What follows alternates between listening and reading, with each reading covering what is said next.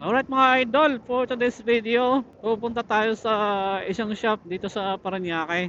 Nasa 42,000 kilometer na itong Honda Click na gamit-gamit ko.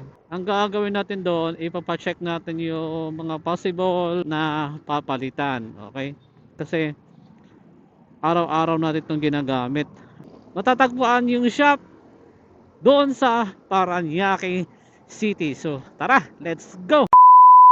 Inagahan ko na nga ang pag-alis galing Tansa papuntang Parañaque. Pero nung dumating ako dito may pila na. First come first serve pala dito mga idol. Kung sakaling napakahaba talaga ang pila, kailangan nyo na nga magpalista. Ang ginagawa pala namin ngayon, sinusulat na namin ang aming ipapagawa sa aming mga motor para alam na agad ng mekaniko ang kanilang mga gagawin. Ito nga pala ang reception area ng motorcycle shop at ang mga ilang mekaniko dito natin makikita. Marami nga silang mga items dito. May mga aftermarket at genuine. Halos nga lahat ng parts ng motor lalo na sa makina ay kompleto sila. Mapa-scooter man or kaya di cambio. Napakarami nga nalang stock na gulong. Mga iba't ibang brand ng mga langis. Mga iba't ibang shocks para sa ating mga motor. Dahil nga company motorcycle yung gamit-gamit ko, kaya yung mga cost and labor tsaka materials kailangan ng resibo. Kaya kung ganito rin ang hanap mo, puntahan mo na ito. Ito nga pala si Sir Marvin, ang mekaniko na naka-assign sa akin. Ang motorcycle shop na ito ay may dalawang parte. May parts area at service area. Dahil first time ako magpapagawa dito. Namanghanga ako nung pumasok kasi napakarami nilang mekaniko. Ang estimate ko nga 10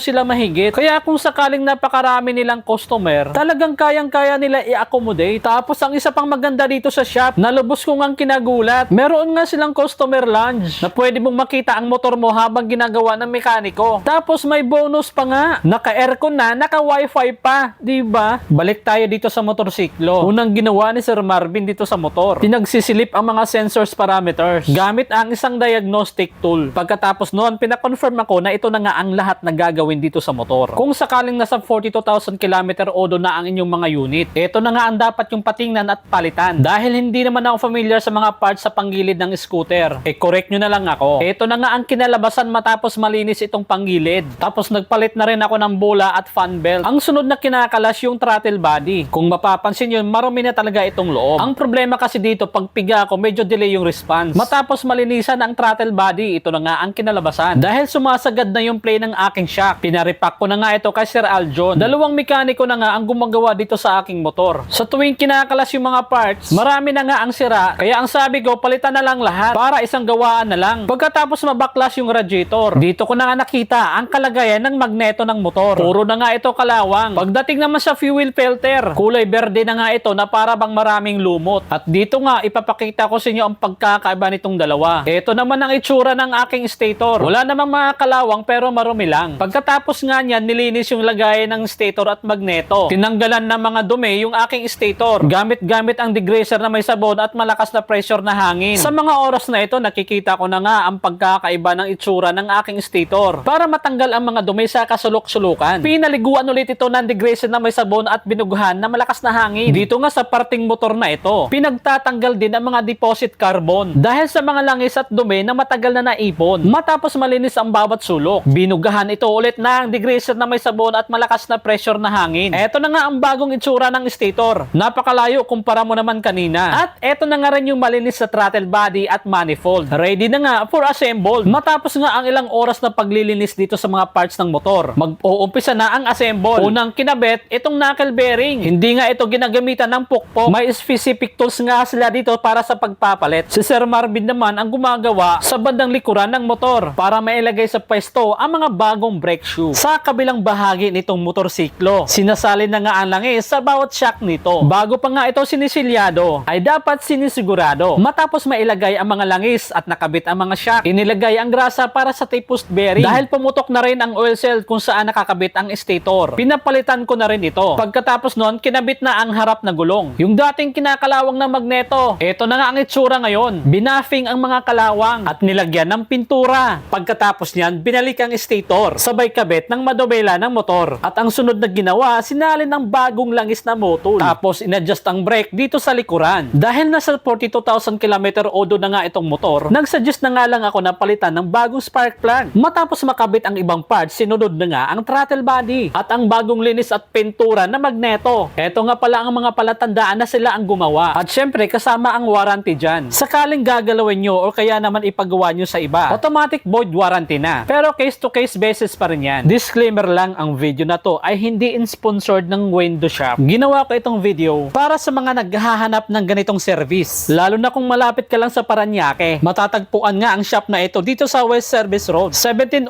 Parañaque City. Lagpas lang sila ng konti ng laswerte yung paggawa ng sigarilyo at 01 Moto. Pagkatapos ma-assemble ang mga parts, ito drive test na.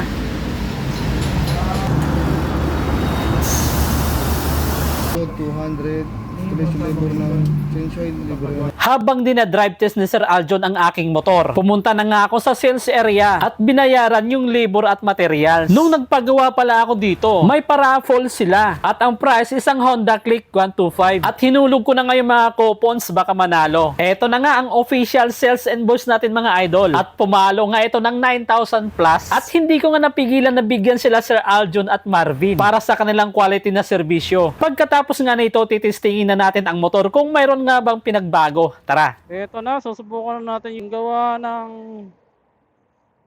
window shop dito sa Parañaque Service Road. Normal na yung minor ko mga lodi, oh. Ayun! Ang ganda na ng hatak. Opya. Ayos. Nanibaga ako sa handling ko, ah. Ganda na. Oh, ganda rin na ng brake. Ah, ang ganda ng brake, ang ganda ng handling. Oh, solid. Oh, sheesh. Napaka-solid. Ayun, oh. Ang ganda ng mga lodi. Wow! Grabe! So this is Light Moto, the wiring moto vlogger. Ride safe and God bless. See you on my next vlog. Bye-bye! Solid na solid yung gawa ng window shop mga idol.